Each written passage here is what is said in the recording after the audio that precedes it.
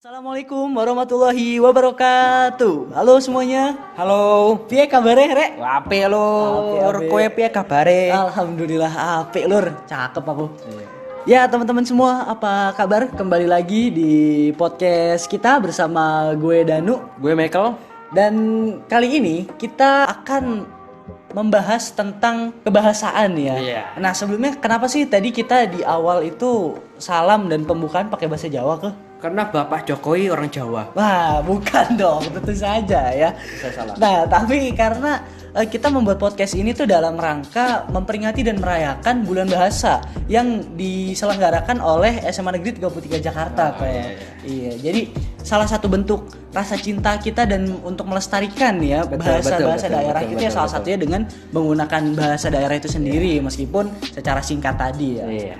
Oke, jadi buat teman-teman yang belum tahu nih ya, Michael itu juga salah satu putra bahasa SMA Negeri 33 Jakarta tahun 2019 ya, di mana dia ini juara 3 ya. Jadi mungkin podcast ini bisa jadi salah satu tempat penyalur pandangannya terhadap kebahasaan di Indonesia gitu ya, terutama generasi muda. Benar kan?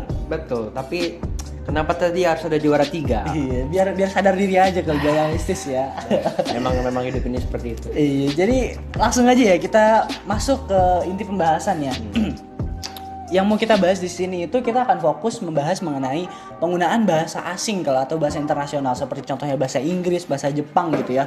Nah, pertama ini yang mau gue tanyain ke lu nih ya sebagai putra bahasa. Menurut pandangan lu sendiri gimana sih tentang anak-anak muda yang belajar bahasa asing tapi dia tuh lebih bangga dengan bahasa asing itu dibandingkan bahasa Indonesia ataupun bahasa daerah? Itu salah besar.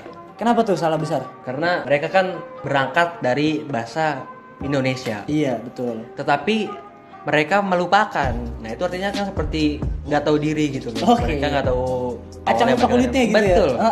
Iya, benar. Jadi memang mungkin ada kurang tepat gitu ya. Mungkin seharusnya kalau misalnya dia tinggal di Amerika, tinggal di Inggris gitu atau di luar negeri itu mereka tepat-tepat aja untuk pakai bahasa Indonesia. Tapi kalau misalnya mereka masih berkomunikasi dengan orang-orang Indonesia terutama yang awam itu mungkin seharusnya pakai bahasa Indonesia aja gitu ya. Betul. Oke. Terus nih kalau kayak misalnya contohnya nih ya, artis-artis Indonesia, seniman-seniman gitu ya kayak Agnes Monica, Rich Brian itu kan juga mereka nih berkaryanya udah go internasional ya dan banget. Iya dan mereka tuh banyak banget menggunakan bahasa Inggris terutama dalam kesehariannya karena memang mereka tinggal di luar negeri gitu ya dan berkarya di luar negeri. Nah tapi kalau misalnya pulang ke Indonesia, nah itu ya mereka tuh menggunakan bahasa Indonesia gitu kalau kayak diwawancara itu tuh mereka menggunakan bahasa Indonesia. Ya itu benar banget sih. Rich Brian kan pernah kayak main gitu kan ke yang tempat yang dekat rumah gua dan dia tuh disapa dan dia balasnya tuh pakai Indo juga bahasanya. Oke, gitu. bahasa Indonesia iya, gitu artinya ya. kan dia bisa adaptif gitu, bisa Bener, penyesuaian. Benar. Oke, ngomong-ngomong soal bahasa Indonesia nih ya. Atau bahasa dalam negeri lah gitu. Gue pernah menemukan sebuah video nih ya dalam tweet seorang influencer kebahasaan yaitu Kak Fauzan Al-Rashid yang fokus banget untuk memberikan edukasi Anak tentang mana bahasa tuh itu? Indonesia. Wah, itu anak Gang Macan kayaknya ya. Gang Macan, betul. Iya, nggak tahu nih.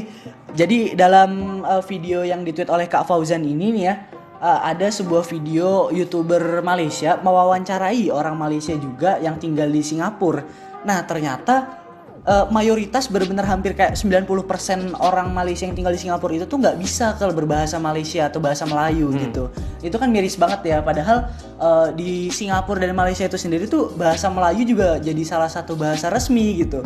Dan mereka ya lebih bangga untuk menggunakan bahasa Inggris dan alhasil mereka nggak perlu berbahasa Melayu dan malah jadinya mereka nggak tahu bahasa ibu mereka sendiri gitu loh. Nah, itu untung ya nggak terjadi sama orang kita gitu. Iya benar. Karena ya benar sih yang tadi dibilang ya kayak kita tuh harusnya adaptif. Kalau misalnya kita di luar negeri mungkin ya boleh-boleh aja kita menggunakan bahasa asing gitu ya untuk berkomunikasi. Terutama kita juga mungkin bisa mempopulerkan budaya kita sendiri. Betul. Itu tujuan utamanya sebenarnya. Iya benar, bisa mempopulerkan budaya kita sendiri gitu ya. Karena ya mungkin poin utamanya yaitu kita harus bangga berbahasa Indonesia gitu. Belajar bahasa asing itu memang perlu, terutama di era global seperti saat ini gitu ya. Tapi yang lebih penting ya jangan sampai kita melupakan bahasa kita sendiri, apalagi kalau kita masih mengakui ya kan bahwa kita itu adalah warga Indonesia. Benar kan? Betul banget.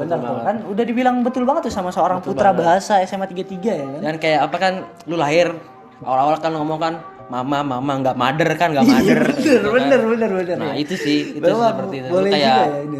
kalau lu lupa bahasa Indonesia sih, lu kayak lupa malu sendiri gitu. Benar-benar.